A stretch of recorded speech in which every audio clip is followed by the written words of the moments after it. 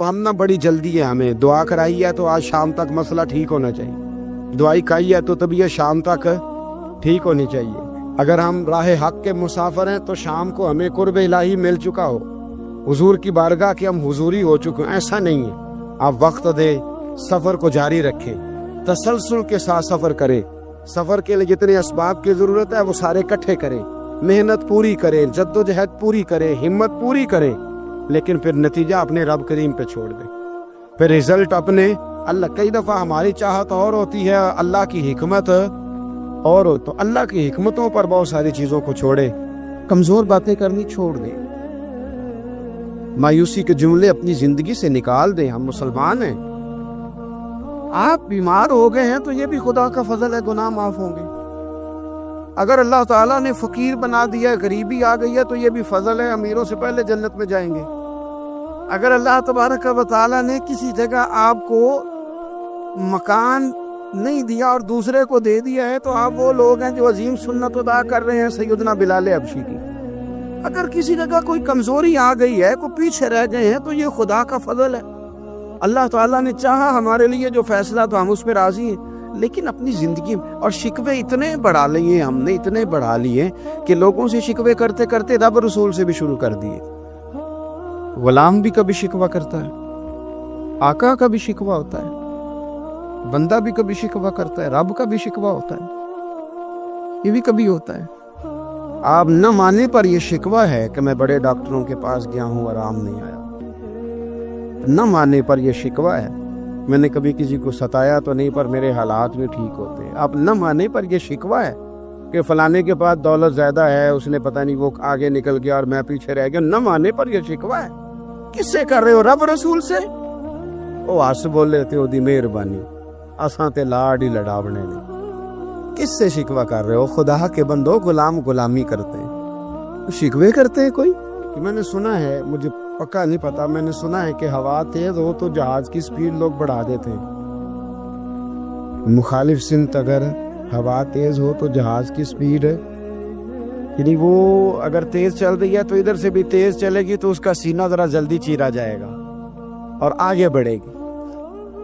صبر اور استقامت، اگر آپ نے زندگانی میں آگے بڑھنا ہے تو ان دو چیزوں کا وجود آپ کے ساتھ ہونا بڑا ضروری ہے۔ ہمارے مزاجوں میں بڑی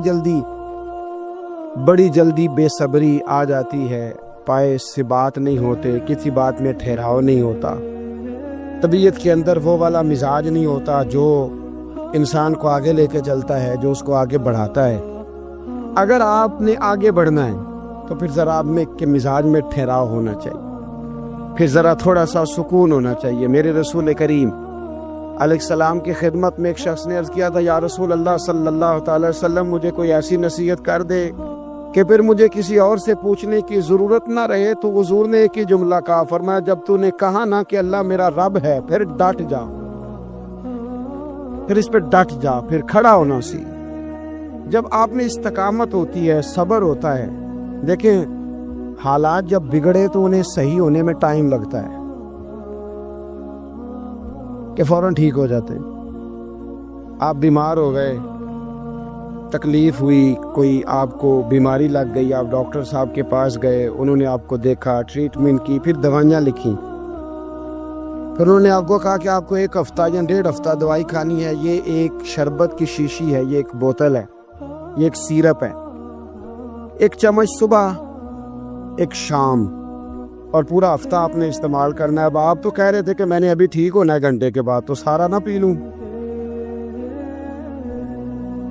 سیرپ سارا نہ پی لوں ابھی، اور 1.5 ہفتے کی دوائی ابھی نہ کھا لوں، تھوڑی تھوڑی کر کے بھی تو کھانی ہے نا، ساری کٹھی نہ کھا لوں، ہو جائیں گے ٹھیک؟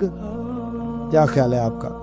نہیں ہوں گے۔ کیوں؟ اس لیے کہ جس ترتیب سے ڈاکٹر نے آپ کو بتلایا ہے، آپ کا وجود اسی ترتیب سے اسے قبول کرے گا، آپ کا جو وہ مرض ہے وہ اسی ترتیب سے بہتر ہوگا جس ترتیب سے ڈاکٹر نے، طبیب نے، حکیم نے آپ کو بتلایا ہے، اسی مرتب ترتیب سے آپ نے اس کو دوا کو استعمال کرنا ہے، تو اسی ترتیب سے وہ سارے معاملات ٹھیک ہوں گے۔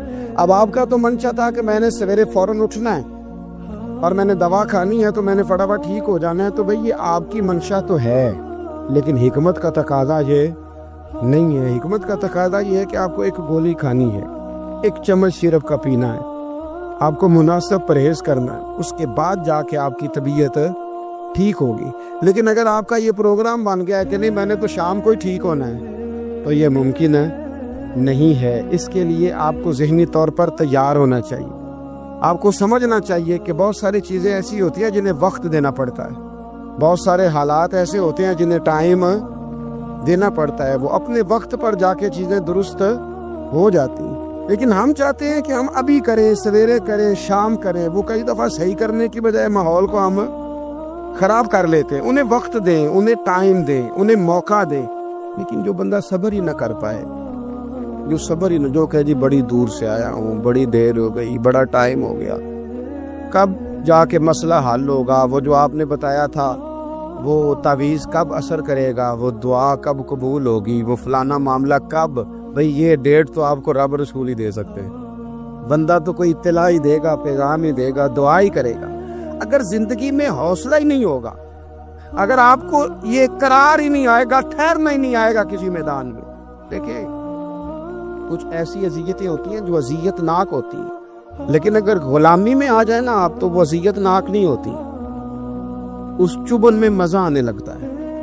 کئی درد بھی مزیدار ہوتے ہیں, کئی درد بھی کبھی زخم ٹھیک ہونے پہ آ جائے نا تو اسے چھیڑو تو مزہ آتا ہے, اس لیے کہ کچھ درد بھی مزیدار ہوتے ہیں. آتش سے کسی نے کہا تو روتا بڑا ہے, اس نے کہا محبوب کی یاد میں تڑپتا ہوں, ابھی تو ایک دل ہے, میں نے تو خواہش تھی کبھی دو ہوتے نا تو صحیح کر کے تڑپتا. رب نے دل ایک بنایا, کہتا وہ مزہ دیا ہے تڑپنے کہ میری آرزو ہے یا رب میرے دونوں پہلوؤں میں دل بے قرار ہوتا. درد میں بھی مزہ ہے, پر شرط یہ ہے کہ لوگ درد میں بھی جینا سیکھیں. ہم نہ آرام میں جینا چاہتے ہیں, پنکھے کے نیچے جینا چاہتے ہیں. کاش کہ ہمیں صحرا میں بھی نیند کا مزہ لینے کا طریقہ آئے, پھر زندگی کے سارے راستے آسان ہیں, پھر اقرا بھی مشکل نہیں. لیکن چونکہ حوصلہ نہیں, صبر نہیں, وہ والا قرار نہیں جو ایک مسلمان سے رب رسول کا مطالبہ ہے. حدیبیہ کے موقع پہ نا نبی پاک صلی اللہ علیہ وسلم نے جو شرطیں کافروں کے ساتھ طے کی تھی نا, حضور نے نور بصیرت سے کی تھی نا, تو انہی شرطوں نے پھر فتح کے باب کھول دی. ان فتحنا لک فتحا مبینا. ایک شرط یہ تھی کہ اگر کوئی مسلمان مدینے سے مکے آئے گا تو مکے والے واپس نہیں کریں گے, رکھ لیں گے. پھر غور کریں, کوئی مسلمان اگر مدینے سے مکے آئے گا تو مکے والے واپس نہیں کریں گے. اور اگر کوئی بندہ مسلمان اپنے آقا کی مرضی کے بغیر مسلمان ہو جائے اور وہاں سے وہ مدینے آئے گا تو حضور پناہ نہیں دیں گے. تو میرے بھائی, محبوب کی طرف سے آنے والا نہ صرف سوکھ ہی نہیں قبول کرنا چاہیے, دکھ بھی قبول کرنا چاہیے, دکھ بھی قبول کرنا چاہیے. ہمارا یہ مسئلہ ہے کہ ہم نہ میٹھی میٹھی کے قائل ہیں, کڑوی کڑوی کے قائل نہیں. اگر وہ کبھی دکھ دینا تو محبوب کا دکھ بھی سکھ سمجھ کے قبول کرو. ہاں اس کی طرف سے کانٹا ہے کبھی تو اسے پھول سمجھ کے قبول کرو. وہ چبھے گا نہیں, انشاءاللہ مزہ ہی دے گا. وہ قبول تو کرو نا.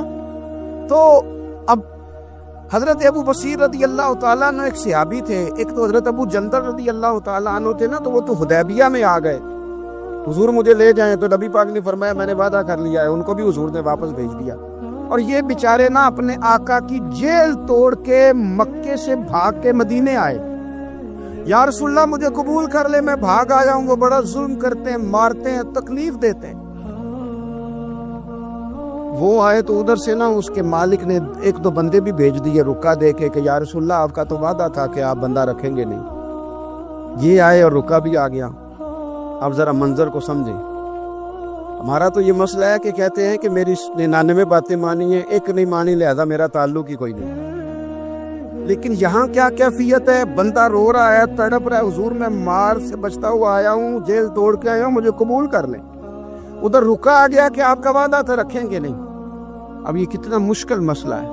لیکن رسول پاک علیہ الصلاۃ والسلام نے فرمایا ابو بصیر میں نے وعدہ کیا یار تجھے واپس جانا پڑے گا.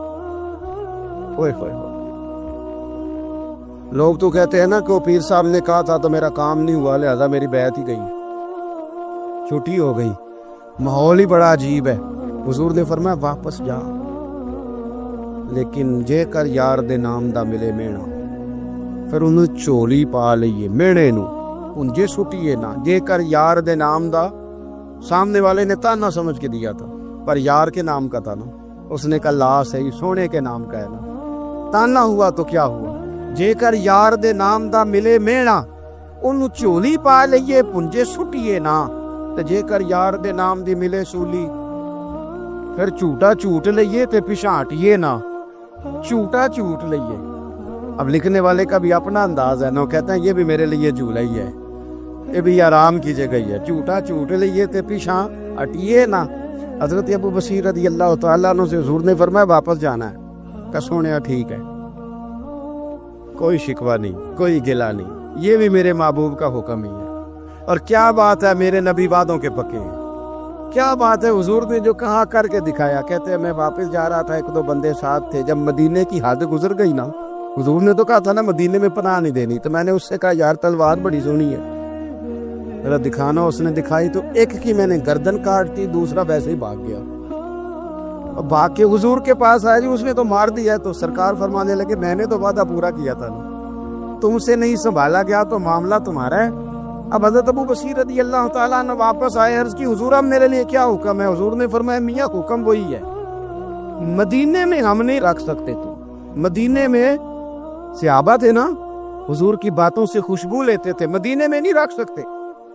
حضرت ابو بصیر کہتے ہیں میں مدینے کی سرحد سے نکل گیا، اس جگہ چلا گیا جو نہ مکے کی ریاست میں تھا نہ مدینے کی، ایک مقام ایس تھا جہاں میٹھے پانی کے کنویں تھے، وہاں رہنے لگا۔ حضرت ابو جندل کو پتہ چلا کہ ایک نیا ٹھکانہ بن گیا، وہ بھی جیل توڑ کے آ گئے، 70 بندے آ گئے، وہاں سے قافلے گزرتے تھے کافروں کے، یہ بھی مسلمانوں کو تنگ کرتے تھے، اگر مکے سے کوئی قافلہ گزرتا تھا تو ہم نے بھی ان کو پکڑا، کافر کا مال مال غنیمت اسباب بن گیا۔ اور وہ جب قافلہ لے کے آتے تھے تو ڈرے ہوتے تھے، اور ان کو تو ستایا تھا نا، کہتے ہم نے ستایا بڑا تو ہم تو انقلابی بن گئے تھے، ہم تو رکھ لیتے نا، بڑی منت کرتے، بڑی جان مشکل سے چھڑاتے، 70 بندے ہو گئے، پھر 300 ہو گئے۔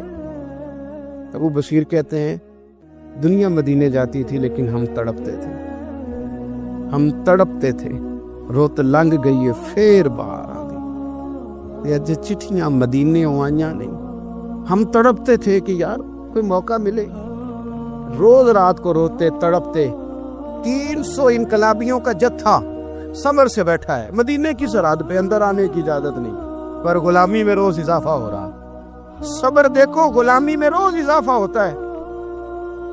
تنگ آ گئے کافر، پہلے بڑی ڈینگیں مارتے تھے کہ دیکھو ہم نے کیسی شرط منوائی ہے، کیسی شرط منوائی ہے کہ ان کا بندہ آئے گا تو ہم واپس نہیں کریں گے، ہمارا جائے گا تو انہیں کرنا پڑے گا۔ پھر اتنے تنگ آئے کہ خود آ کے کہنے لگے حضور مہربانی کریں، یہ شرط تو ختم کریں، اور ان 300 کو تو مدینے بلائیں، مہربانی فرمائیں۔ حضور بڑے خوش ہوئے، آج غلاموں کے نام پیغام لکھا، غلاموں کے نام پیغام لکھا، چٹھی لکھی حضور نے۔ چٹھی کس چیز کی لکھی؟ آ جاؤ یار مدینے آ جاؤ، چٹھی آئی مدینے آنے کے لیے، حضرت ابو بصیر کے نام چٹھی گئی، آ جا یار مدینے، آ جا تیرے نام پیغام سب لائی ہے سرکار نبی سے، اور آیا ہے بلاوا مجھے دربار نبی سے۔ پیغام آیا۔ حضرت ابو بصیر اتنے بیمار تھے کہ نزع کا عالم تھا، لیکن اس عالم میں بھی انتظار تھا۔ اس آخری ویلے اکھیاں میریاں رات تکنائے تیرا تے سجنا کچھ بھی نہیں جانا، یہ پا جاویں ایک پھیرا، تے سر میرے تے آن کھلووے تے پھر پردہ رہ جائی میرا، سوکھا نکلے صاحب ظہوری، یہ ویخ لوے مکھ تیرا۔ حضرت ابو بصیر کو نہ وہ رکا گیا، حضور کی چٹھی گئی تو یوں چٹھی پڑی، حضور نے فرمایا آ جا نا، رستہ کھل گیا ہے، تو آ جا، کھل گیا رستہ، دعا فرماؤ مدینے کے رستے کھل جائیں، کرو نا یار دعا مدینے کے رستے کھل جائیں۔ کچھ ایسے ہیں جنہوں نے سارے دکھ سنانے ہی مدینے جا کے ہوتے، کچھ لوگ ایسے ہیں جن کے دل اور کلیجے پھٹنے کو آ گئے، دعا کرو رستے کھل جائیں۔ حضور نے فرمایا آ جا تیرا راہ کھل گیا۔ حضرت ابو جندل کہتے ہیں میں سرانے کھڑا تھا، حضرت ابو بصیر کے خط پڑھا، مسکرائے، اشارے سے کہنے کہ دیکھ میرے نبی کا خط ہے، हुजूर की चिट्ठी मेरे नाम आई है, पढ़ना।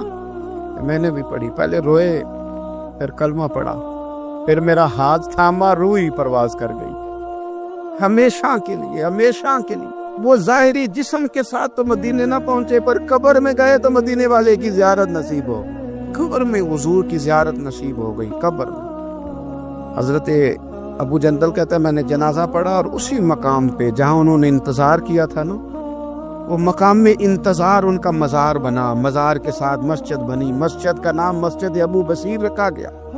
انہوں نے اس انتظار میں جان دے دی، پر صبر کیا، شکوہ نہیں کیا۔ ہم نا ٹائم نہیں دیتے، ہمیں جلدی بڑی ہے، کاروبار ٹھیک ہو جائے تو شام کو ہو جائے، بچہ تندرست ہو جائے تو پھر شام کو ہو جائے، مخالفین ٹھیک ہو جائیں تو شام کو ہو جائیں۔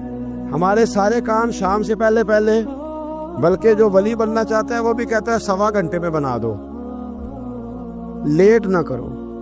کیونکہ بہت سارے تو کہتے ہیں یہ ایک نظر کریں، میں نے کہا آپ کوئی عمل بھی کرے نا،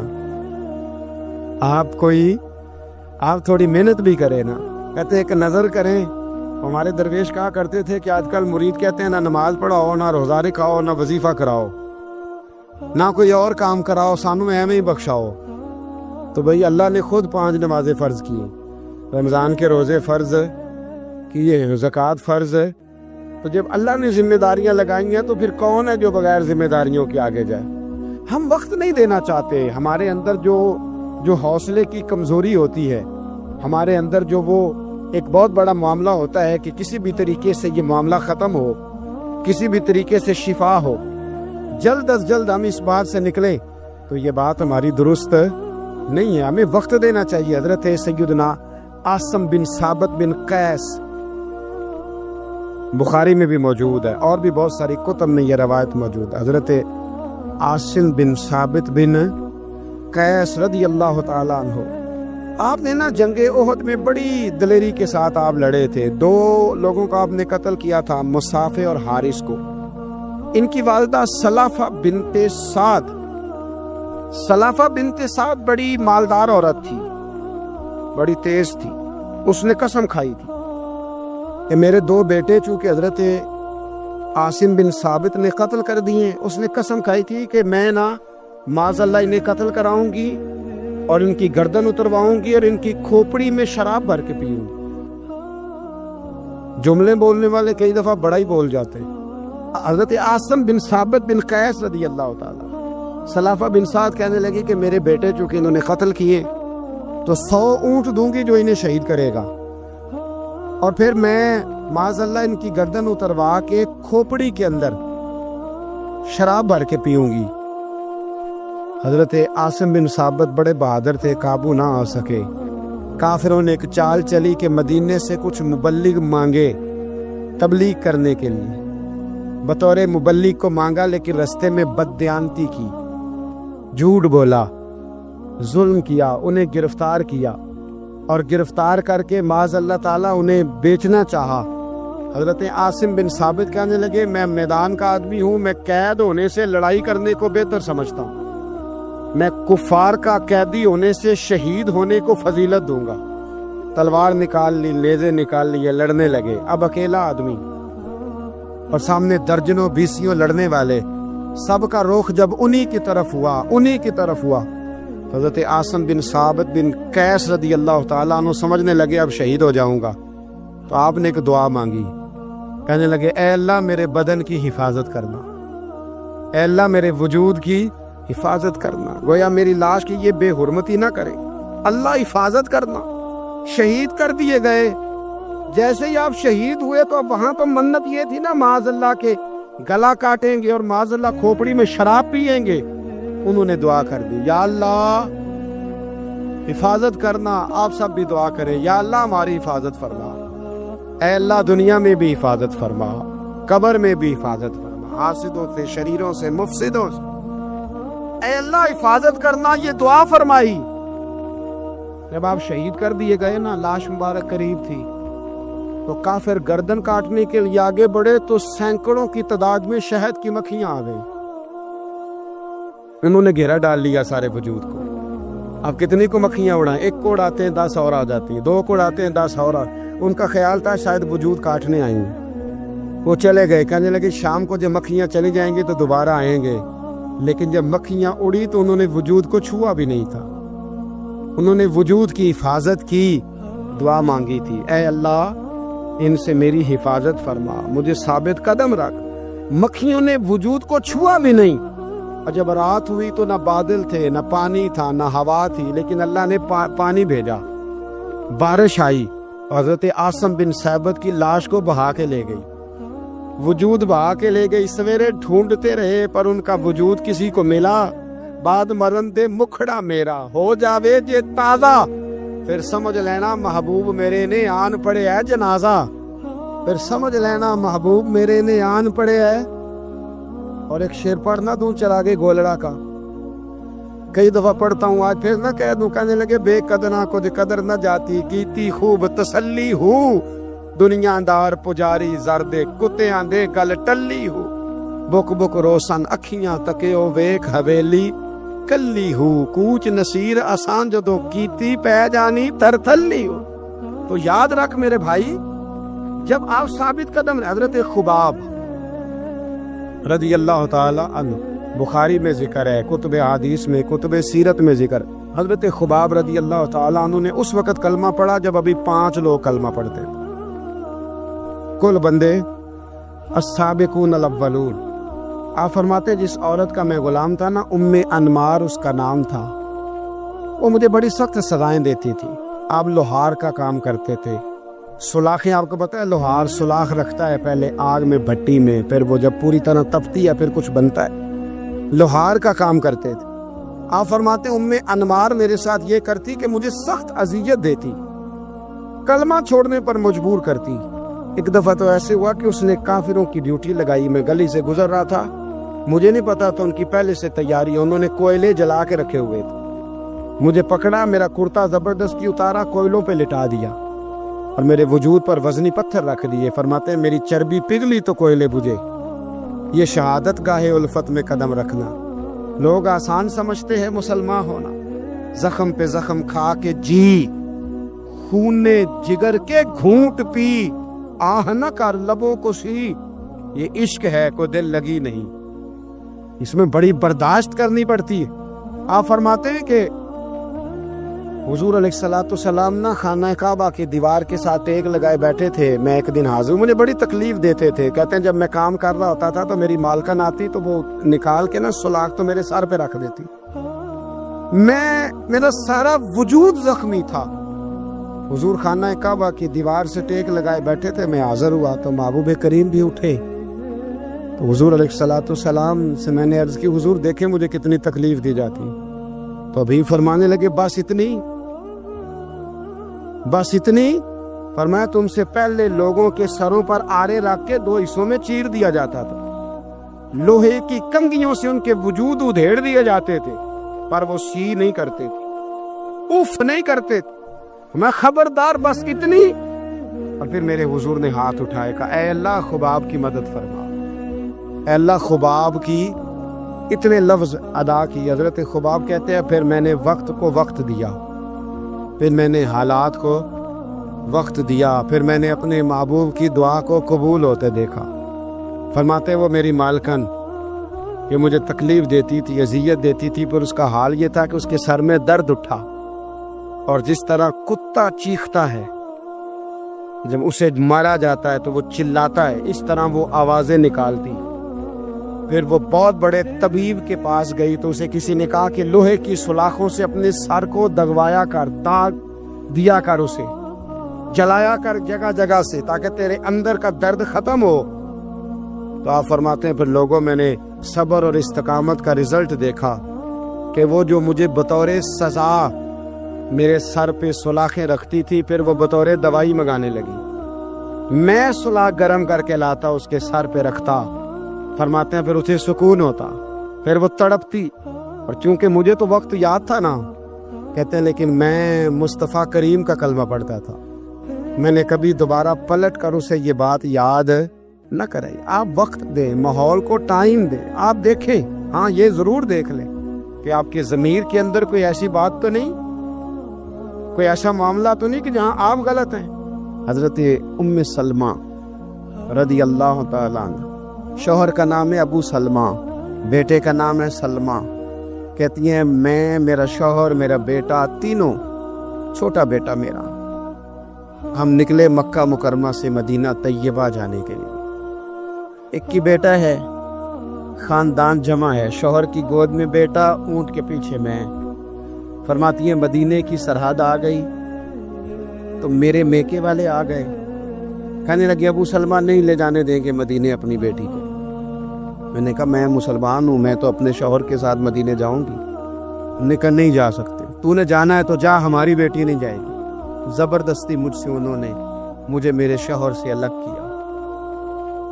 کہتی ہیں پھر میرے شوہر کے قبیلے والے آ گئے، وہ کہنے لگے اگر تم اپنی بیٹی کو نہیں نہ جانے دیتے تو یہ جو ہمارا پوتا ہے یہ ہماری نسل ہے، تمہارا نہیں، اسے ہم نہیں جانے دیں گے۔ وہ بچہ اپنی طرف کھینچتے تھے، میں اپنی طرف کھینچتی تھی، مدینے کی سرحد پہ۔ یہ جھگڑا زمین کے لیے نہیں ہو رہا، مکان کے لیے نہیں ہو رہا، حضور کے مدینے جانے کے لیے ہو رہا، حضور کے مدینے جانے کے لیے ہو رہا، مدینے جانے کے لیے ہو رہا۔ لنگ کئی مہینے تے برس گئے تے تیری دید نو دیدے ہی ترس گئے۔ انہوں نے بچہ کھینچا، میں نے اپنی طرف کھینچا، میرے بچے کا بازو اتر گیا۔ فرماتی ہیں میرے شوہر مدینے چلے گئے، بیٹا میرا میرے سسرال والے لے گئے، مجھے میکے والے لے گئے۔ آج بھی کچھ سیانے بندے کہتے ہیں اس کو نکال دو اور بچے چھین لو۔ ان کا بھی خیال تھا کہ بیٹا لے جائیں گے نا تو ابو سلمہ بھی مدینے سے واپس آ جائے گا، یہ بھی واپس آ جائے گی۔ اور یار اتنا بڑا بھی ظالم کوئی نہیں ہوگا جو ماں باپ سے بچے جدا کرے۔ فرماتی ہیں کہ وہ لے گئے چھین کے، میں میکے چلی گئی، لوگ روٹی کھاتے تھے، میرے حلق سے نہیں گزرتی تھی۔ زمانہ سویا کرتا تھا، میں سو نہیں پاتی تھی۔ بیٹا کہاں، شوہر کہاں، میں کہاں۔ ام سلمہ کتنی دیر تکلیف کاٹی؟ ہمیں ام سلمہ کہنے لگی لوگوں ایک دو دن نہیں پورا سال بیت گیا، پورا سال، پر جے سونا ہی میرے دکھ وچ راز، جے سونا ہی مارو مارو مینو مار مکاؤ، میں کوئی عذر نہ پیش لے آواں، او جے سونا ہی میرے دکھ وچ راضی، پھر سکھ نو چلے ڈاواں۔ فرمایا سال بیت گیا، لوگ صبح اٹھ کے کام کاج پہ لگ جاتے، کپڑے بدلتے، ڈیوٹیاں کرتے، اور میں سویرے اٹھ کے اس جگہ آ جاتی جہاں میرا شوہر اور میرا بیٹا بچھڑا تھا۔ میں سارا دن روتی، آہوزاری کرتی، حضور کے مدینے کی طرف منہ کر کے میں تڑپتی۔ سال بیت گیا، سال، ایک ہفتہ نہیں نکلتا بچوں کے بغیر۔ بڑے بڑے سیانے لوگ پردیس جاتے ہیں تو بچوں کی فوٹو دیکھ دیکھ کے روتے ہیں، لیکن کہتی ہیں ماں تھی، بیٹا بچھڑا اور پھر بیٹا بیمار ہو اور ماں سے جدا ہو، کتنی تکلیف کا منظر ہے۔ آپ فرماتی ہیں کہ ایک سال بیت گیا، لوگ صبح اٹھ کے کام کاج پہ لگ جاتے، کپڑے بدلتے، ڈیوٹیاں کرتے، اور میں سویرے اٹھ کے اس جگہ آ جاتی جہاں میرا شوہر اور میرا بیٹا بچھڑا تھا۔ میں سارا دن روتی، آہوزاری کرتی، حضور کے مدینے کی طرف منہ کر کے میں تڑپتی۔ سال بیت گیا، سال، ایک ہفتہ نہیں نکلتا بچوں کے بغیر۔ بڑے بڑے سیانے لوگ پردیس جاتے ہیں تو بچوں کی فوٹو دیکھ دیکھ کے روتے ہیں، لیکن کہتی ہے ماں تھی، بیٹا بچھڑا اور پھر بیٹا بیمار ہو اور ماں سے جدا ہو، کتنی تکلیف کا منظر ہے۔ آپ فرماتی ہے کہ ایک سال بیت گیا اور میں نے کسی کی منت نہیں کی، میں نے کوئی شکوہ نہیں کیا، اس لیے کہ جس حال میں رب و رسول رکھے۔ یہ حوصلہ، یہ صبر، یہ توانائی ایک سال کے بعد میرے چچا کا بیٹا میرے پاس سے گزرا، تڑپتے دیکھ کر کہنے لگا میری بہن تو سارا دن روتی رہتی ہے۔ تو میں نے کہا بھائی تمہیں کیا بتاؤں، اس کا شوہر چلا جائے، بیٹا جدا ہو جائے، وہ کیا کرے گی؟ فرماتے اس نے جا کے میرے باپ سے، اپنے والد سے، میرے خاندان والوں سے کہا اس کی سزا کب ختم ہوگی؟ اس غریبنی کا قصور یہ ہے کہ یہ مدینے والے کا کلمہ پڑھتی ہے، اس کی غلطی یہ ہے کہ یہ مسلمان ہو گئی ہے، دین حق قبول کر لیا، کیوں نہیں تم خیال کرتے؟ کہتے ان کے دل نرم ہوئے، وہ رضامند ہوئے مجھے مدینے جانے، پر اس نے کوشش کی میرے سسرال پیغام بھیجے، کب بس کرو، اور بچہ تو چڑیا کا جدا ہو جائے تو وہ تڑپا کرتی ہے، اور تم نے ایک جیتی جاگتی ماں کا بیٹا جدا کیا ہے، وہ بھی نرم ہوئے، رب نے اسباب بنائے، میرا بیٹا مجھے ملا۔ کہنے لگے تو رہ جا، میں نے کہا نہیں، تم مسلمان نہیں ہو، تمہیں پتہ نہیں نا، میں یہاں نہیں رہ سکتی، مجھے مدینہ ہی جانا ہے۔ اکیلی اتنا سفر، جنگلوں کا رستہ، پہاڑی رستہ طے کر لو گی؟ میں نے کہا میں کر لوں گی۔ انہوں ویک کے ٹھر دیاں اکھیاں نے تے جنوں ویک کے ٹھر دا سینہ ہے۔ ربا تیری ساری خدائی چ ایک کی تے شہر مدینہ ہے۔ کہتی میں اونٹ پہ بیٹھی، بیٹا میں نے گود میں بٹھا لیا، میں سفر کرنے لگی، پر دل میں کھٹکا تھا کہ اتنا لمبا سفر، بیٹا چھوٹا ہے، کیسے کروں گی؟ کہتے مجھے عثمان بن طلحہ مل گئے، کہنے لگے کہاں جا رہی ہو بہن؟ میں نے کہا مدینے۔ کہنے لگے اکیلے جاؤ گی؟ میں نے کہا جانا تو ہے نا، وہ ساتھ چلے نہ چلے پر شہر رسول تو جانا ہے نا۔ آپ فرماتی ہیں میں نے عثمان بن طلحہ سے نیک بندہ کوئی نہیں دیکھا، میرے اونٹ کی لگام تھام لی۔ جب مجھے اونٹ پہ بٹھاتے تھے نا، اونٹ بٹھا کے چلے جاتے تھے، میں بیٹھ جاتی تھی تو آ کے لگام تھامتے تھے۔ جب کہیں مجھے اتارتے تھے تو اونٹ بٹھا کے چلے جاتے تھے، میں اتر جاتی تھی تو اونٹ کو باندھتے تھے۔ سونا ہوتا تھا تو اونٹ بٹھا دیتے، میں اتر جاتی، وہ دور جا کے لیٹ جاتے۔ فرماتی تھی پھر میرے لیے میرے رب نے اسباب پیدا کی اور میں مدینہ پہنچی، میں شوہر سے ملی، اور لوگوں میرے نصیب دیکھو، میں رہنے کہاں لگی؟ حضور کے مدینے میں، شہر رسول میں، شہر رہ پائے نظر ہوش میں آ، یہ کوہ نبی ہے، میں حضور کے حرم کی زمین اور قدم رکھ کے چلنا۔ ارے سر کا موقع ہے او جانے والے، مدینے کے خطے خدا تجھ کو رکھے، غریبوں فقیروں کے ٹھہرانے والے۔ کہتی ہے میں وہاں بسنے لگی۔ آپ فرماتی ہے مسلمانوں شاید مجھ سے زیادہ تکلیف کسی نے نہ سہی ہو، اور دیکھو 1 سال پورا میں تکلیف میں رہی، اور جب میرا صبر سال کو پہنچا، صبر کی عمر 1 سال ہوئی، تو پھر رب نے بندوبست کیا، پھر میرے گھر والے بھی نرم ہو گئے، سسرال والے بھی نرم ہو گئے، رب نے میرے آنے جانے کے لیے ایک بندے کا بندوبست بھی فرما دیا، پھر میرا شوہر تک بھی میں پہنچ گئی، مجھے مدینہ تو رسول بھی نصیب ہوا۔ 1 سال میں نے صبر کیا تھا، رب نے مجھے مستقل مدینے کا ٹھکانہ عطا فرما دیا۔ تو اپنی زندگی میں چیزوں کو سمجھے، غور کریں، وقت آپ کو دینا ہے، اور جب آپ وقت دیتے ہیں تو بہت سارے معاملات ٹھیک ہو جاتے ہیں۔ حضرت عمار بن یاسر بڑا شروع میں کلمہ پڑھا، ان لوگوں نے بڑی تکلیفیں اٹھائیں جنہوں نے آغاز اسلام میں کلمہ پڑھا، حالات اور طرح کے عزیز، میرے حضور کو بڑی اذیتیں دی جاتی تھی۔ ابو لہب، عقبہ بن نبی معیط، یہ حضور کے 2 ہمسائے تھے، کچھ نفسیاتی تکلیفیں لوگ دیتے ہیں، ذہنی طور پر پریشان کرتے ہیں، مزاج ہوتا ہے۔ وہ دونوں کیا کرتے تھے، وہ سارا اپنے گھر کا کوڑا کرکٹ لا کے حضور کے دروازے پر پھینک جاتے۔ نبی کریم صلی اللہ تعالی وسلم فرماتے تھے کیا خوبصورت حق ہمسائیگی ادا کرتے ہو، کیا اچھا تم حق ہمسائیگی، اور دونوں طرف کے ہمسائے تکلیف دیتے، اذیت دیتے، حضور کو پریشان کرتے۔ حضرت عبداللہ بن مبارک رحمۃ اللہ علیہ کا ہمسایہ بھی اسی طرح کرتا تھا، وہ اپنے گھر کا سارا گند کچرا اٹھا کے آپ کے گھر میں پھینک دیتا، 1 دن بھی پھینکا، 2 دن بھی پھینکا، 3 دن بھی پھینکا، 4 دن بھی پھینکا، 5 دن بھی پھینکا، مہینوں بیت گئے، مہینوں بیت گئے۔ ایک دن کہنے لگا میں روز کچرا پھینکتا ہوں، خود ہی کہنے لگا آپ کو تکلیف نہیں ہوتی؟ آپ فرمانے لگے میں نے ایک برتن رکھ دیا، ایک جھاڑو رکھ دیا ہے، جب تو کچرا پھینکتا ہے تو میں اٹھا کے باہر پھینک آتا ہوں، اب تو بند نہ کرنا، اس لیے کہ مجھے عادت ہو گئی ہے، اب میں نے اپنے ٹائم میں سے نا ٹائم اس کچرے کو دینا شروع کر دیا ہے، اب تو بند نہ کرنا، اس لیے کہ مجھے اب اس بات کی عادت ہو گئی، اب میں روز اٹھاتا ہوں اور اٹھا کے ذرا باہر پھینک آتا ہوں، میں عادی ہو گیا ہوں تیری اذیت کا، اب میں تیری تکلیف کا۔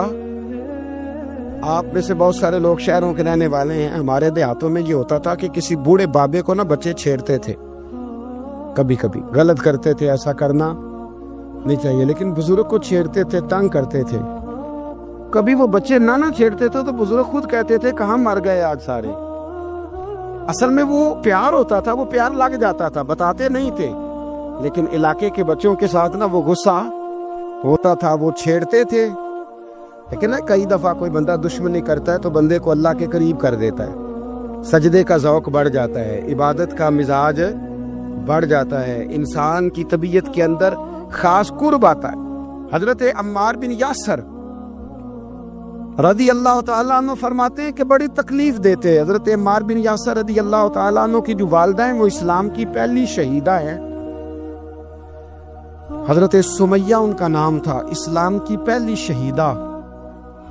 ان کے زیر ناف ابو جہل نے نیزہ مار کے انہیں شہید کر دیا۔ حضرت عمار بن یاسر رضی اللہ تعالیٰ عنہ فرماتے ہیں کہ میرے والد کو اتنی تکلیفیں دی گئیں کہ وہ ان اذیتوں کی وجہ سے ہی دنیا سے پردہ کر گئے۔ حضرت عمار بن یاسر کو خود کافر اتنا مارتے تھے کہ وہ اپنی حواس کھو بیٹھتے تھے اور ایسی باتیں کرتے تھے کہ سمجھ نہیں آتی تھی کہ یہ عمار بن یاسر بول رہے ہیں۔ اتنی سخت اذیت دیتے، اتنی سخت۔ دکھ قبول محمد بخشا، راضی رہن پیارے، دکھ قبول محمد بخشا، بس راضی رہن۔ اتنی تکلیف دیتے کہ حضرت عمار بن یاسر حواس کھو بیٹھتے، تکلیف میں آتے، بڑا سہا، بڑا برداشت کیا۔ ایک دن میرے رسول پاک تشریف لائے اور حضور نے کہا، او آل یاسر میں تمہیں مبارک دینے آیا ہوں، رب کریم نے تمہارے لیے جنت میں مکان بنا دیے ہیں۔ حضور نے تمہارے لیے، اللہ نے تمہارے لیے جنت میں مکانات، تمہیں مبارک ہو، تمہاری اذیتیں، تمہاری تکلیفیں، تمہارے درد، تمہاری راتیں کام آ گئیں، مالک نے تمہارے لیے مکانات بنا دیے ہیں، حالات ٹھیک کر دیے ہیں، طبیعتوں میں بہتری آ گئی ہے۔ میرے محبوب کریم رؤوف الرحیم سید عالم نور مجسم شفیع معظم آقا دو عالم صلی اللہ تعالی علیہ وسلم نے انہیں خوشخبری سنا دی۔ حضرت عمار کہتے ہیں پھر حالات بدلے، پھر میں نے جو مجھے اذیتیں دینے والے تھے میں نے انہیں گڑھوں میں گرتے دیکھا۔ آپ فرماتے ہیں ابو جہل کی لاش اٹھانے والا بھی بدر میں کوئی موجود نہ تھا، اور ابو لہب جو مجھے تکلیفیں دیتا تھا وہ مکے کے چوک میں مرا ہوا پڑا تھا، پر کوئی اس کے قریب جانے والا بھی موجود نہ تھا، کوئی نہیں تھا۔ آپ فرماتے ہیں وہ حالات بھی۔ حضرت عمار کا اپنا کیا حال ہوا؟ حضرت خالد بن ولید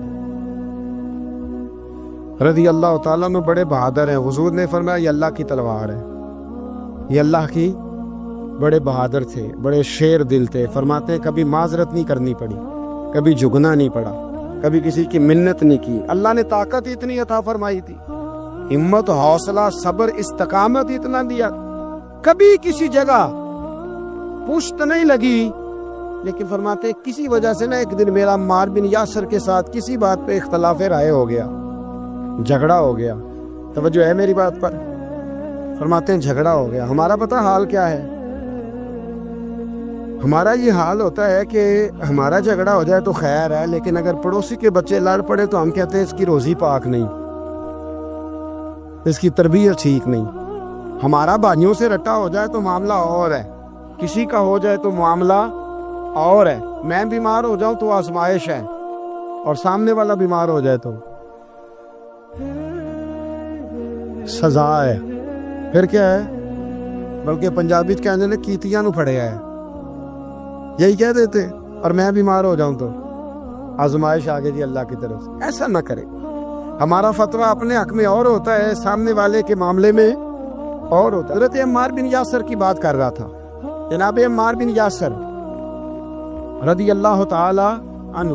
حضرت عمار بن یاسر کہتے ہیں کہ حضرت خالد بن ولید کے ساتھ، جناب خالد بن ولید کہتے ہیں میری ان کے ساتھ نہ کسی بات میں اختلاف رائے ہو گیا، تو میں اب دلیر آدمی تھا، شیر آدمی تھا، کبھی جھکا نہیں تھا، کبھی کوئی معاملہ نہیں ہوا تھا، کبھی کوئی ایسی بات نہیں ہوئی تھی۔ آپ فرماتے ہیں جب رائے کا اختلاف ہو گیا نا، بات ذرا آگے بڑھ گئی تو نبی کریم صلی اللہ علیہ وسلم تک بات پہنچی، تو میرا یہ خیال تھا کہ حضور میری بھی سنیں گے، عمار بن یاسر کی بھی سنیں گے، پھر حضور کوئی فیصلہ کریں گے، پر قربان جاؤں۔ وقت بدل گیا نا، اب بہت بڑے چودھری ہیں، بڑے سردار ہیں، بڑے سپہ سالار ہیں حضرت خالد بن ولید، پر وقت بدل گیا۔ تو حضرت خالد بن ولید کہتے ہیں جب میں نے نبی کریم کی بارگاہ میں بات عرض کی، حضور تک بات پہنچی، تو میرے مصطفیٰ نے موٹی سی بات ارشاد فرمائی۔ رسول کریم فرمانے لگے بھئی بات مختصر سی ہے، جس نے عمار کو راضی کر لیا اس نے مجھے راضی کر لیا، اور جس نے اسے ناراض کیا اس نے مجھے ناراض کیا۔ فرماتے ہیں بس میری قیمت پڑ گئی، میرا قد اونچا ہو گیا، حضرت خالد بن ولید کہتے ہیں میں نے بھی کہا اب بات کیا کرنی ہے، اب تو گزارش ہی کرنی ہے، اب مدعا کیا سنانا ہے، اب تو بات کرنی ہے۔ فرماتے میں آگے بڑھا اور جیسے بھی ہوا میں نے حضرت عمار بن یاسر کو راضی کیا۔ حضرت عمار کہتے ہیں ایک وقت وہ تھا اور ایک وقت یہ ہے، جب دونوں وقتوں کو دیکھتا ہوں تو کہتا ہوں الحمدللہ رب العالمین۔ یہ ساری تعریفیں اس رب کے لیے ہیں جو تمام جہانوں کو پالنے والا ہے۔ وقت دیں معاملات کو، ٹائم دیں۔ آپ دیکھیں اللہ تبارک و تعالیٰ بڑا کریم ہے، وقت کے ساتھ جب چیزیں تبدیل ہوتی ہیں اپنے ٹائم کے۔ حضرت بلال حبشی رضی اللہ تعالی، بڑا مشکل نہیں، اکیلا آدمی، غریب آدمی، مکے کے سارے سرداروں کے قابو آ گیا۔ حضرت حسان میں نے خود اپنی آنکھوں سے دیکھا، حضرت بلال کے گلے میں رسی ڈال کے بچے کھینچا کرتے تھے۔ یار خاصا مشکل کام نہیں۔ امیہ بن خلف ڈنڈوں سے مارتا ہے، آپ کے ہاتھ اور پیر چارپائی کے نیچے رکھ کے تو اوپر بیٹھے رہتے بڑی بڑی دیر، بڑی تکلیف نہیں، بڑی اذیت نہیں۔ لیکن حضرت بلال حبشی فرماتے ہیں پھر میں نے وہ سارے دکھ مٹتے دیکھے۔ وقت بیت گیا، وہی امیہ بن خلف ایک دن گھوڑے پہ تھا، گھوڑے اپنے کو تیار کر رہا تھا، لگام ڈال رہا تھا۔ حضور علیہ السلام گزرے تو فرمایا کیا کر رہے ہو؟ کہنے لگے اس گھوڑے پر بیٹھ کے آپ کو شہید کروں گا۔ تو حضور فرمانے لگے تیاری کر لے، تجھے قتل میں نہیں کرنا ہے۔ پھر جنگ کے موقع پہ نا ہلکی سی خراش لگائی رسول پاک نے اسے، یہاں گلے پہ، تڑپتا تھا، روتا تھا، سسکتا تھا۔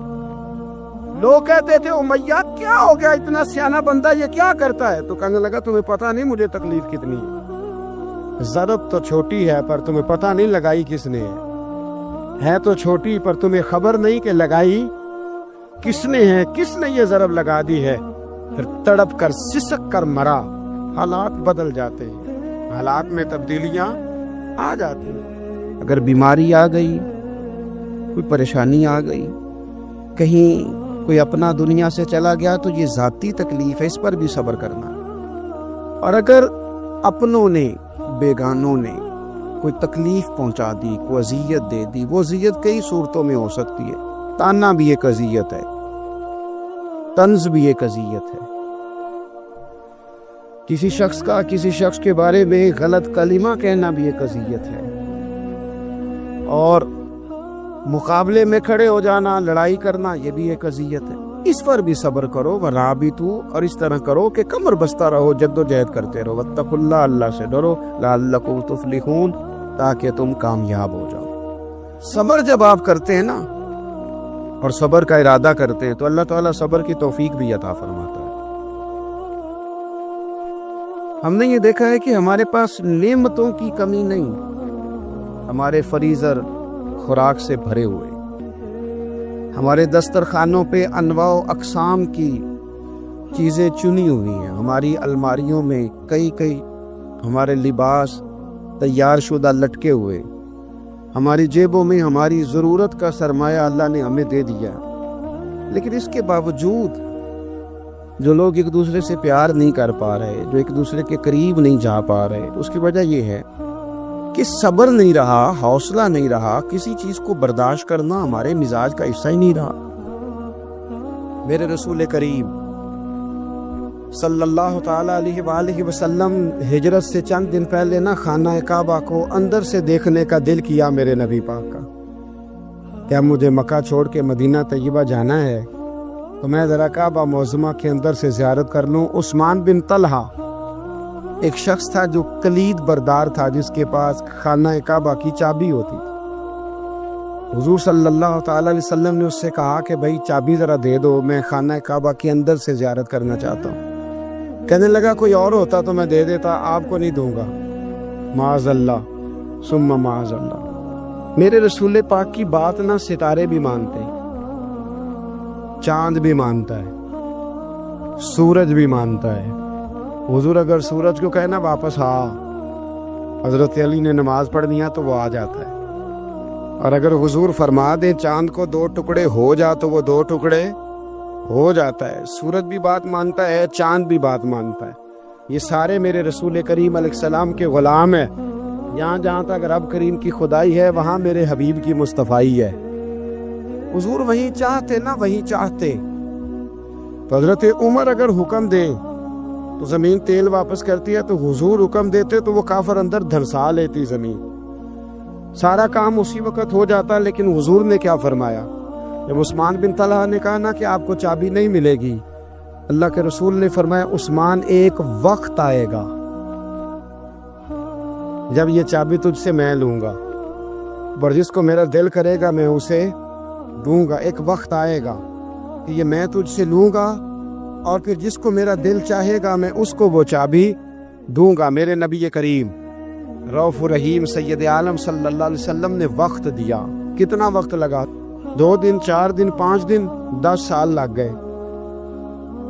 حضور نے مکہ کو فتح کیا، حضور تشریف لائے، وہی چابی عثمان بن طلحہ کے پاس تھی۔ محبوب کریم نے بت توڑنے تھے، کعبہ کو ان سے پاک کرنا تھا، فرمایا لاؤ نا چابی کدھر ہے؟ عثمان کہتے ہیں حضور نے تو بات نہیں جتلائی، پر مجھے وہ لفظ یاد ہے کہ عثمان ایک وقت آئے گا، ایک، سمجھیے گا بات کو، ایک وقت آئے گا جب چابی میں لوں گا، اور پھر جس کو میرا دل کرے گا میں اسے، پھر وقت آ گیا۔ پھر حضور نے چابی لے لی، نبی پاک نے بت توڑے، پر قربان جاؤں مدینے والے محبوب کے طریقے پر، فدا ہو جائیں حضور علیہ الصلوۃ والسلام کے کمال درگزر پر۔ جب حضور فارغ ہوئے نا بیت اللہ کو صاف کر کے، تو فرمایا کدھر ہے ابھی عثمان بن طلحہ؟ وہ آئے تو حضور فرمانے لگے یہ چابی پہلے تیری خاندانی وراثت تھی، پھر میں نے اپنے وعدے کے مطابق لے لی، اب میں تمہیں واپس کر رہا ہوں، اب یہ چابی میں تمہیں واپس کر رہا ہوں، میں یہ چابی میں تمہیں دے رہا ہوں، لہذا اب تیری نسل سے بھی قیامت تک کوئی نہیں لے گا، میں تمہیں یہ چابی دے رہا ہوں۔ تو بھائی وقت کا انتظار کریں۔ اور عثمان بن طلحہ کہتے ہیں میں نے حضور کا یہ کمال کرم دیکھا تو میں کلمہ ہی پڑھ گیا، میں مسلمان ہی ہو گیا۔ وقت کو دیکھیں، وقت کا انتظار کریں، آنے والا ٹائم دیکھیں۔